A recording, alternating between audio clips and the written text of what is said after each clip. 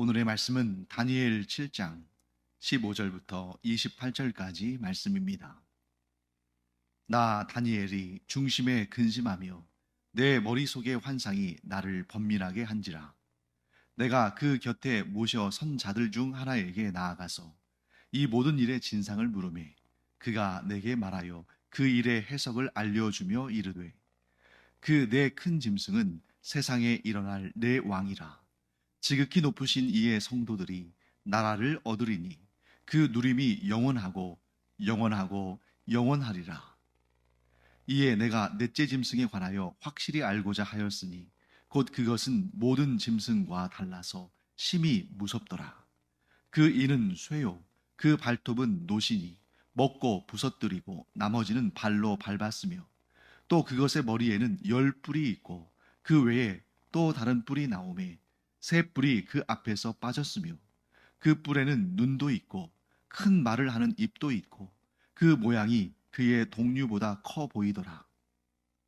내가 본즉 이 뿔이 성도들과 더불어 싸워 그들에게 이겼더니, 옛적부터 항상 계신 이가 와서 지극히 높으신 이의 성도들을 위하여 원한을 풀어주셨고 때가 이름에 성도들이 나라를 얻었더라. 모신 자가 이처럼 이르되, 넷째 짐승은 곧 땅의 넷째 나라인데 이는 다른 나라들과는 달라서 온 천하를 삼키고 밟아 부서뜨릴 것이며, 그 열 뿔은 그 나라에서 일어날 열 왕이요 그 후에 또 하나가 일어나리니 그는 먼저 있던 자들과 다르고 또 새 왕을 복종시킬 것이며, 그가 장차 지극히 높으신 이를 말로 대적하며 또 지극히 높으신 이의 성도를 괴롭게 할 것이며, 그가 또 때와 법을 고치고자 할 것이며, 성도들은 그의 손에 붙임 바 되어 한 때와 두 때와 반 때를 지내리라. 그러나 심판이 시작되면 그는 권세를 빼앗기고 완전히 멸망할 것이요 나라와 권세와 온 천하 나라들의 위세가 지극히 높으신 이의 거룩한 백성에게 붙임 바 되리니 그의 나라는 영원한 나라이라. 모든 권세 있는 자들이 다 그를 섬기며 복종하리라. 그 말이 이에 그친지라. 나 다니엘은 중심에 번민하였으며 내 얼굴빛이 변하였으나 내가 이 일을 마음에 간직하였느니라. 네, 오늘 우리가 읽은 본문은 우리 지난주 금요일에 함께 나누었던 이 다니엘이 네 짐승의 환상, 그 환상을 하나님께로부터 받은 그 내용이 이제 지난주 금요일 날 우리가 읽었던 본문이고요. 오늘은 그 환상에 대해서 하나님께서 천사를 통해서 그것이 무슨 뜻인지를 설명해 주시는 그 해석에 관한 내용이 오늘 본문에 등장합니다. 15절 말씀 보시면 이런 내용이 있죠. 나 다니엘이 중심에 근심하며 내 머릿속의 환상이 나를 번민하게 한지라. 여러분, 이런 모습 어디서 본 적 있지 않으세요? 근데 이것은 원래 다니엘의 모습이 아니라 느부갓네살 왕의 모습이죠. 느부갓네살 왕이 한 큰 신상의 환상을 본 다음에 그 마음에 근심하고 또 이게 무슨 뜻인지를 알지 못하니까 번민했습니다. 분명히 이게 어떤 아주 중요한 의미를 담은 신적인 어떠한 그 계시가 있는 그런 꿈인 것 같은데 해석이 안 되니까. 근데 오늘 다니엘이 그와 똑같은 모습을 보이지 않습니까? 이번에는 다니엘이 느부갓네살 왕의 꿈을 해석해 주는 입장이 아니라 자기가 하나님께서 보여주신 환상을 보고 근심하고 번민하게 된 것입니다. 여기에서 여러분, 우리가 이 두 번 반복되는 이러한 모습을 보게 돼요. 느부갓네살 왕이 환상을 보고 그 꿈을 보고 번민했는데, 이번에는 다니엘이 환상을 보고 번민합니다. 물론 서로 다른 꿈처럼 보이지만 사실은 소재가 다를 뿐 그 내용, 주제, 하나님께서 말씀하시고자 하시는 계시의 말씀은 동일한 거예요. 한 큰 신상의 환상, 곧 다니엘 다니엘이 해석해 줬죠. 한 큰 신상의 환상 속에 있는 그 나라들, 또 다니엘이 본 환상 속에 네 짐승은 곧 나라들을 의미하는 거니까요. 이 나라들의 운명과 그들이 할 일들에 대해서 하나님께서 미리 보여주시는 것은 동일합니다. 그런데 이렇게 두 번 느부갓네살 왕을 통해서, 또 다니엘을 통해서, 그리고 한 큰 신상을 통해서, 그리고 네 짐승의 환상을 통해서 이렇게 두 번씩 반복된다는 것은 뭘 의미하냐면, 이 일이 하나님께로부터 비롯된 것이며 하나님께서 뜻하신 일이며 그 하나님께서 뜻하신 일은 반드시 이루어진다 하는 것을 말씀하고 있는 것이죠. 다니엘이 환상은 보았지만 그 뜻이 무엇인지를 알지 못해서 번민할 때에 16절 말씀 보시면, 내가 그 곁에 모셔 선 자들 중 하나에게 나아가서 이 모든 일의 진상을 물으매 그가 내게 말하여 그 일의 해석을 알려주며 이르되, 즉 다니엘이 궁금해하는 이 환상의 내용에 대해서 하나님을 모셔 선자, 곧 천사들 가운데에 하나가 다니엘에게 그 꿈, 그 환상에 대해서 설명을 해주고 해석을 해줍니다. 자, 그럼 그 내용이 무엇이냐? 우선 17절, 18절을 볼까요? 그 네 큰 짐승은 세상에 일어날 네 왕이라.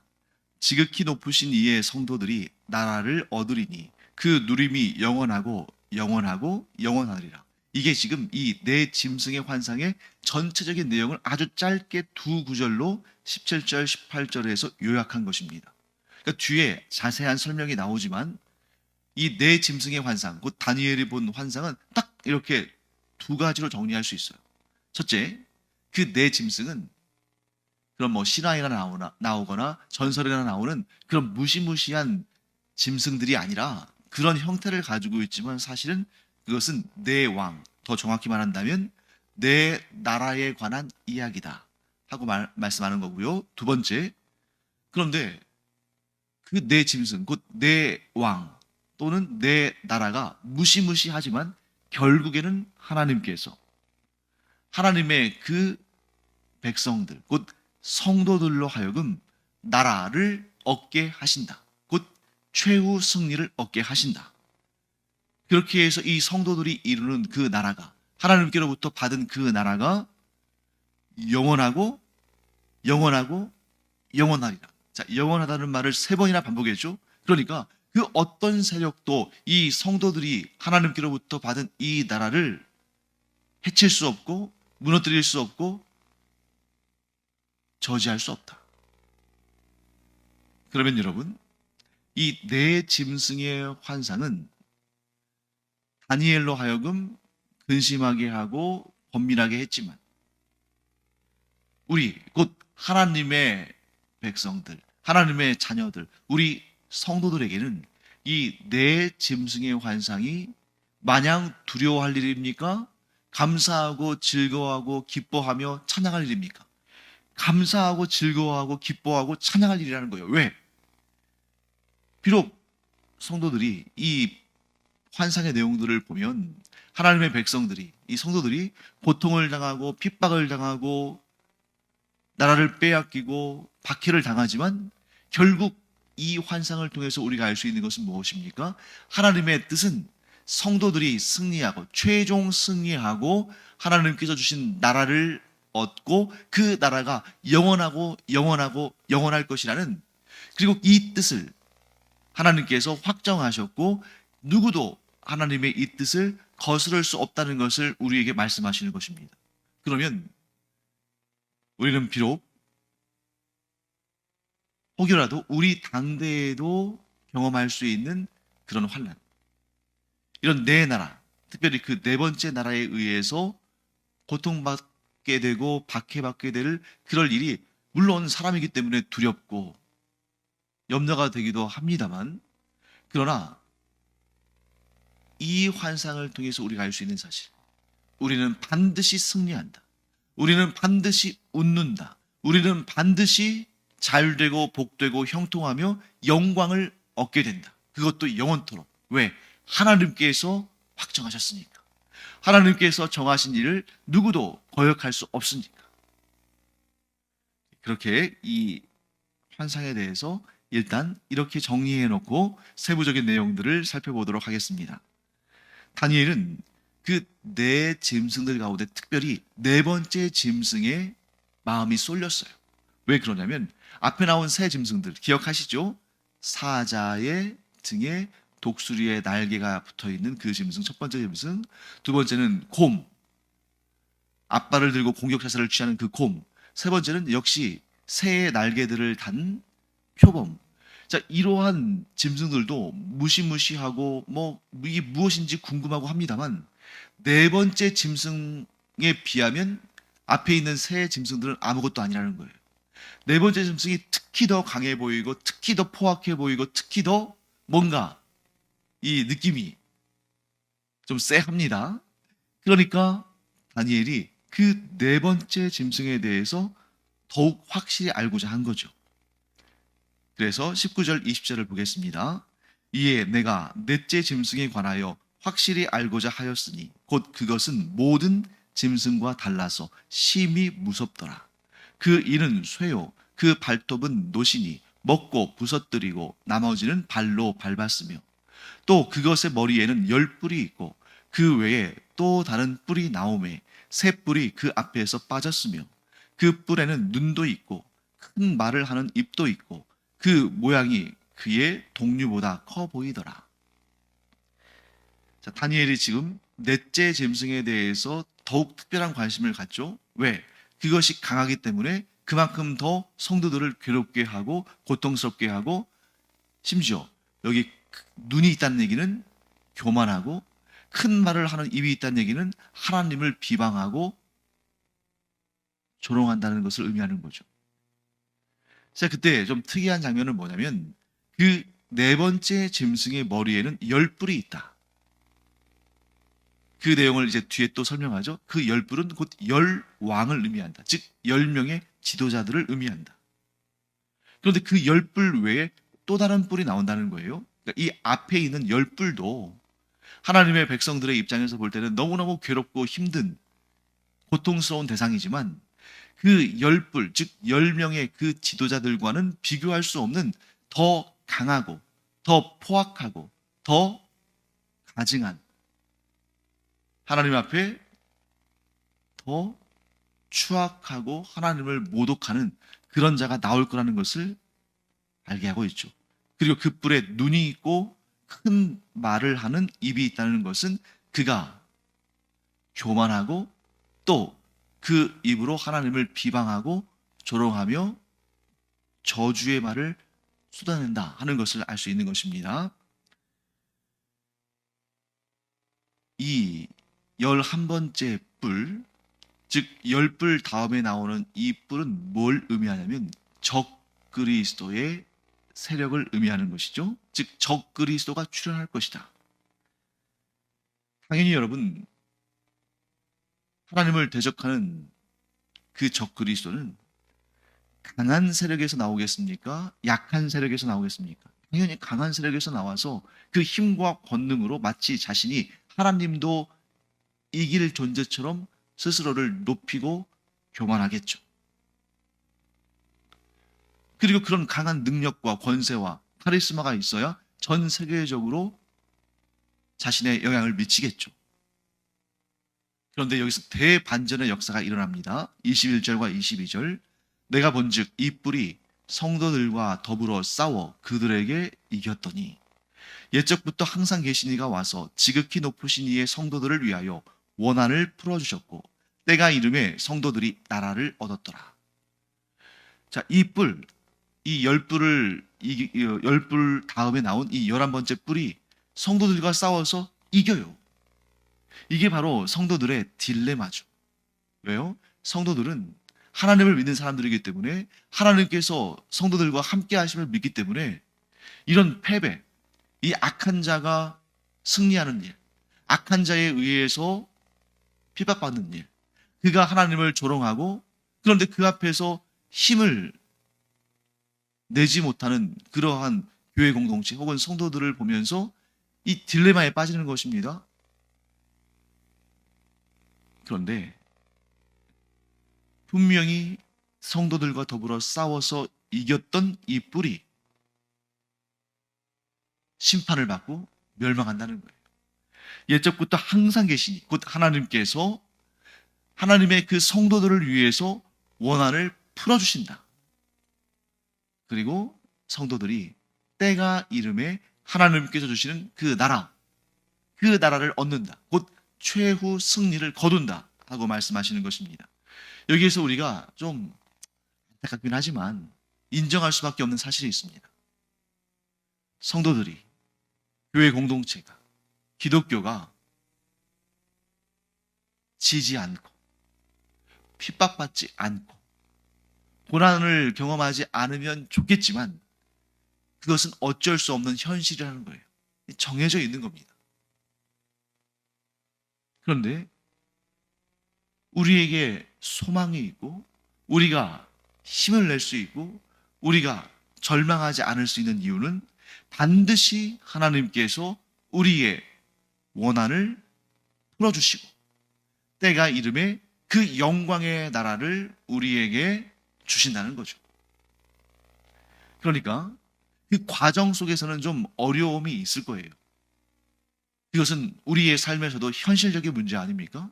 우리가 하나님을 섬기는 하나님의 자녀요 성도들입니다만 우리의 삶에 항상 꽃길만 있는 것은 아니잖아요.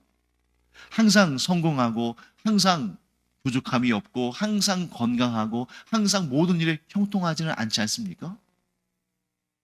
마치 악한 사탄이, 악한 세력이 우리를 이기는 것처럼 보이는 그러한 현실들이 분명히 존재하죠.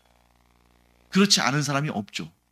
그런데 분명한 사실, 하나님께서 하나님의 자녀들, 곧 성도들을 위해서 반드시 그 원한을 갚아주신다.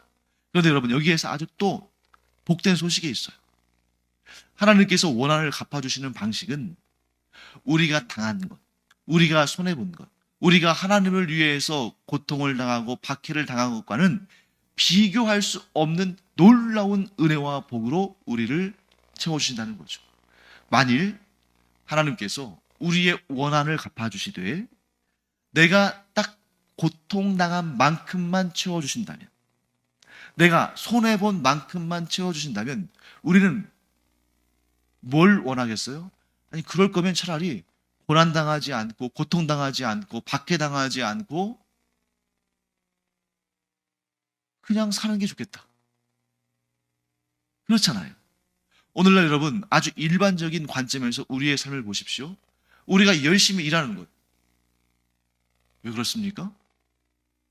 내가 일한 만큼의 노동력보다 더 많은 소득을 얻기 때문에 또는 그것을 얻는다는 기대감 때문에 그렇게 일하죠. 그런데 내가 일한 딱 그만큼만 얻는다면 차라리 일 안 하고 집에서 쉬겠다. 예를 들면 이런 거죠. 음식을 파는데 그 음식을 만들기 위해서 필요한 딱 그 재료비만큼만 나온다면, 또 사업을 하는데 그 사업을 운영하기 위해서 사용된 비용들 딱 그만큼만 수입이 있다면 차라리 아무것도 안 하고 쉬는 게 낫죠. 그런데 하나님께서 우리에게 주시는 방식은 우리의 고난과 우리의 고통과 우리의 수고와 우리의 헌신을 지켜보신 하나님께서 그것과는 비교할 수 없는 놀라운 은혜와 복과 은총으로 채워주신다는 그 하나님의 원칙, 그 하나님의 방식을 우리가 신뢰하기에 이 고난을, 이 박해를, 이 어려움을 견디고 인내하고 주님께서 채워주시고 주님께서 그 놀라운 나라를 주실 때를 기대하며 인내하고 나아가는 것입니다. 자, 그렇다면 이제 이 네 번째 나라에서 일어날 일들 함께 좀 볼까요? 23절부터 25절까지 말씀입니다.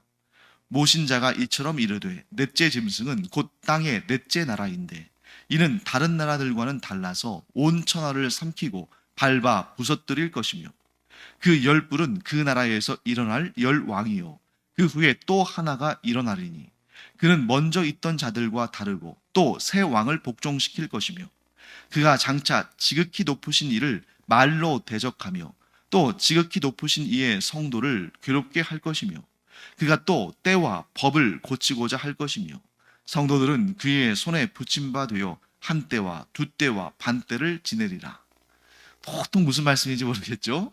그리고 오늘 이 본문의 말씀에 이 천사가 설명해 주는 내용을 들어도 우리가 잘 알 수가 없습니다. 또 우리 나름대로의 또 해석이 필요한 거예요. 성경 전체를 통해서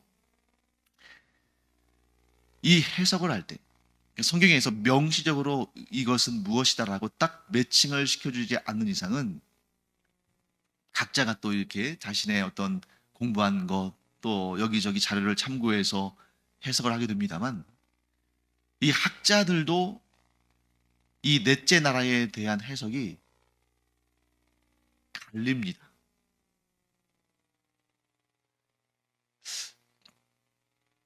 막 너무 엉뚱하게 막 다 학자들마다 서로 다른 얘기 하는 게 아니라 물론 이제 뭐 아주 소수의 의견도 있습니다만 대략적으로는 크게 둘로 나눕니다. 느부갓네살 왕이 꾼 꿈, 한 큰 신상의 꿈과 다니엘이 본 이 환상, 네 짐승의 환상이 결국에는 같은 내용이에요. 네 나라의 등장이거든요. 그런데 문제는 뭡니까? 이 네 나라가 어떤 나라들이냐? 이 네 나라들에 대해서는 성경이 정확하게 나라 이름을 말씀하는 것은 첫 번째 바벨론, 확실해요. 나중에 이제 또 염소와 양의 환상도 나오는데 그 환상 때는 조금 더 정확하게 이름들이 나옵니다만 지금 당장은 그런 내용들을 우리가 이 큰 신상의 비유, 그 환상, 그리고 이 네 짐승의 환상 속에서는 정확한 나라 이름들을 알 수가 없다 보니까 저마다 각각 좀 다른 말이 나올 수 있죠. 그런데 이 네 번째 짐승에 대해서는 보통 학자들이 이 두 가지 의견 중에 하나로 갈리는 것 같아요. 하나는 이 네 번째 나라가 헬라 제국의 분파인 셀레우코스일 것이다. 셀레우코스라는 나라일 것이다. 그리고 다른 이들은 이 네 번째 나라의 이 강한 나라는 로마 제국일 것이다. 이렇게 둘로 나뉘는 겁니다. 그래서 이 네 번째 가장 강한 나라를 셀레우코스라고 보면 네 나라는 순서가 이렇게 되겠죠. 바벨론, 메데, 바사, 곧 페르시아, 그리고 헬라 제국 중에서 셀레우코스 이렇게 되는 거예요. 그 다음에 이 네 번째 나라를 로마 제국으로 본다면 바벨론, 그 다음에 두 번째가 메데, 세 번째가 바사, 즉 페르시아가 아니라 바벨론을 무너뜨린 두 개의 연합 국가, 두 개의 나라의 연합체, 곧 메데와 바사. 그리고 세 번째는 헬라 제국, 네 번째가 로마 제국 이렇게 되는 거예요. 그래서 이 둘의 차이는 뭡니까?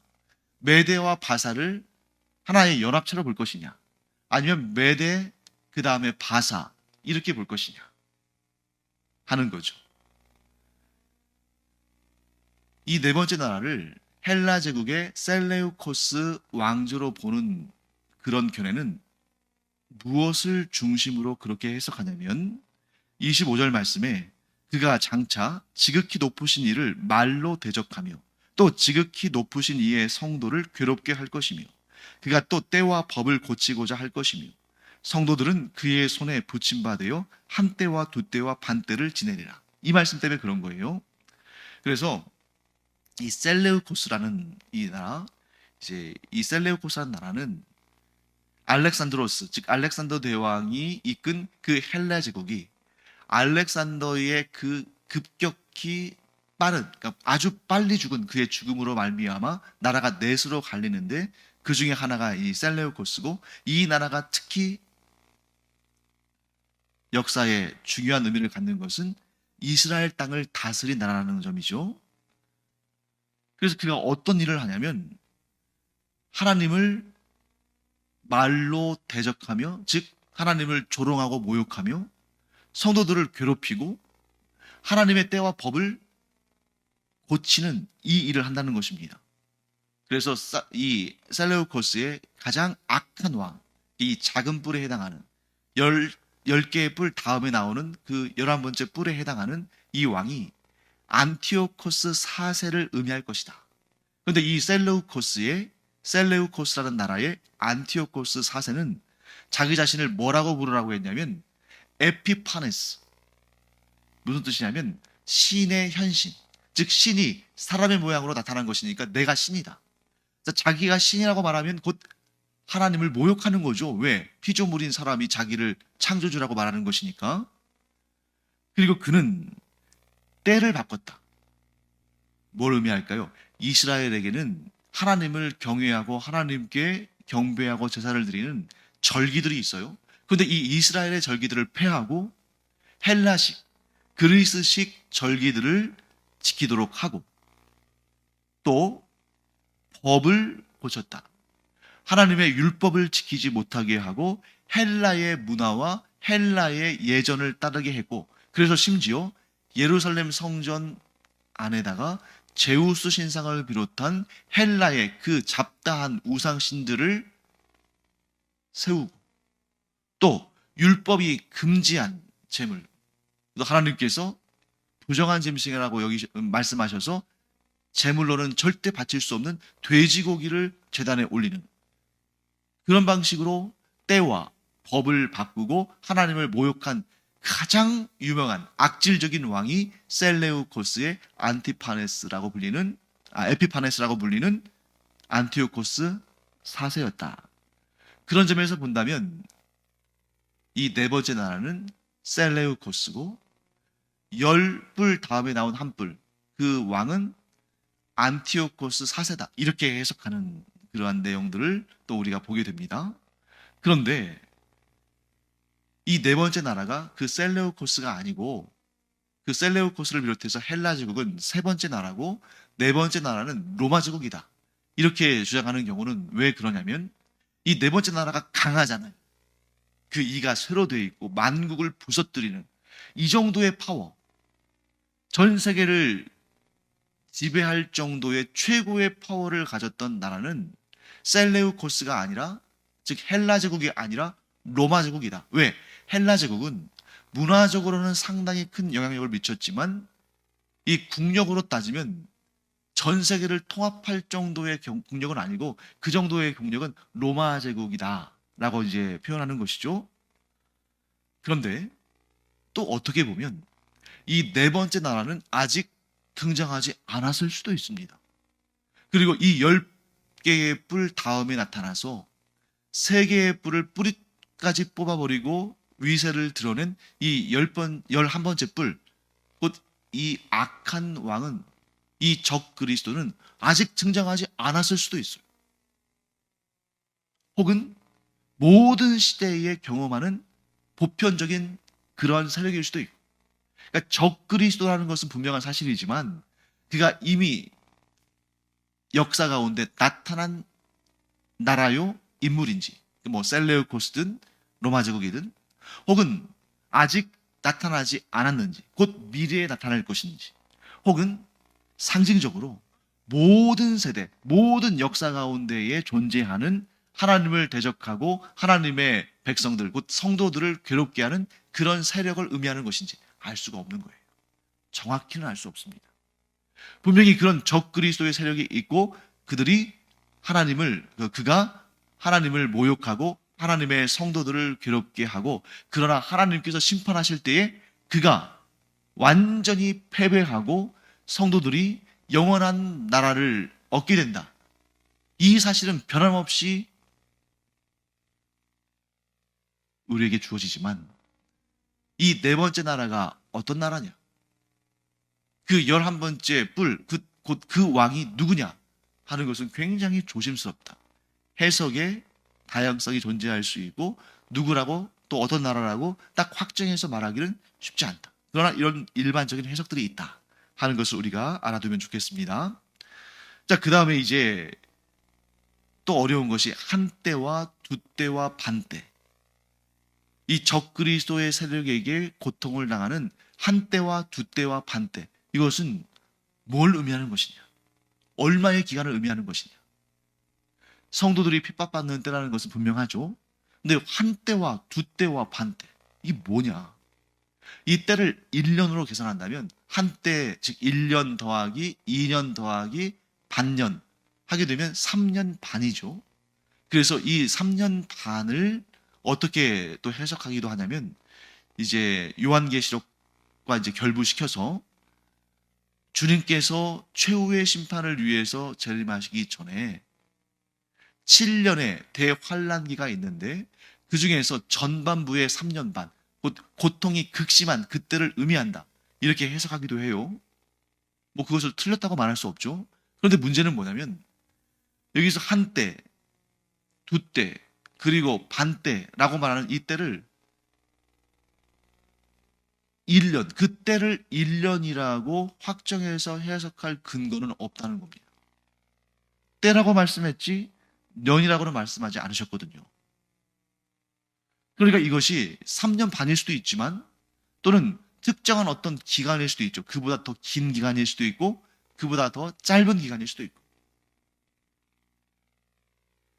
그러나 여기에서 우리가 좀 어느 정도 해석을 해본다면 한때와 두때와 반때 하면 3.5때잖아요. 3년하고 반때잖아요. 세때 반이죠. 완전수 7의 절반이 됩니다. 완전수라는 것은 하나님께서 정하셔서 하나님께서 일하시는 숫자를 말하는 것이고 그게 바로 7이에요. 그런데 3.5는 그 7의 절반이죠. 그러니까 이것은 악한 적그리스도의 시간이지만 그러나 그 시간 동안에 성도들이 고통을 당하는 것을 하나님은 방치하지 않으시고 하나님의 때에 도리어 승리하게 하시고 하나님의 나라를 유업으로 이어가게 하신다. 이렇게 볼 수 있는 것입니다. 그리고 그때는 그 고통의 때, 그 시험의 때, 그 박해를 하는 때는 하나님께서 그 시간도 우리의 간절한 기도를 들으시고 줄여주신다. 또 시험을 당할 때에 능히 피할 길도 열어주시고 끝까지 승리하도록 우리를 붙잡으신다. 그러니까 이 사탄 혹은 적그리스도 혹은 하나님을 대적하는 세력 혹은 성도들을 괴롭게 하는 그런 무리들이 분명히 존재하고 그들이 행하는 일들이 너무 성도들을 고통스럽게 하지만 그러나 그것도 하나님의 다스리심 아래에 있고 하나님께서는 반드시 그들을 심판하시고 성도들을 승리하게 하시며 성도들에게 나라를 유업으로 주신다. 나라를 얻게 하신다. 이 사실을 우리가 꼭 기억하기 바랍니다. 기도하겠습니다. 하나님 감사합니다. 비록 성도들이 악한 세력으로부터 고난과 핍박과 여러 가지 문제들을 경험하게 되지만 그러나 하나님께서 말씀하시기를 반드시 하나님께서 갚아주시고 이전보다 더 좋게 하시며 하나님의 나라를 유업으로 얻게 하신다고 말씀하셨사오니 저희들이 절망하지 아니하고 막연하게 두려워하지 아니하고 하나님을 믿음으로 담대히 나아가며 승리하며 하나님께서 약속하신 그 나라를 얻는 하나님의 자녀들 되게 하여 주시옵소서. 감사드리며 예수님의 이름으로 축복하며 기도합니다. 아멘. 기도하는 시간입니다. 하나님께서 우리와 함께 하시기 때문에 그 고난도 능히 이겨나갈 힘을 주시고 끝까지 인내한 자에게는 반드시 승리와 영광과 상을 주신다. 우리 하나님이 그런 분이시다 하는 것을 믿고 오늘도 하나님 앞에 담대히 기도하고 은혜를 얻는 우리가 되기를 축원합니다. 기도하겠습니다.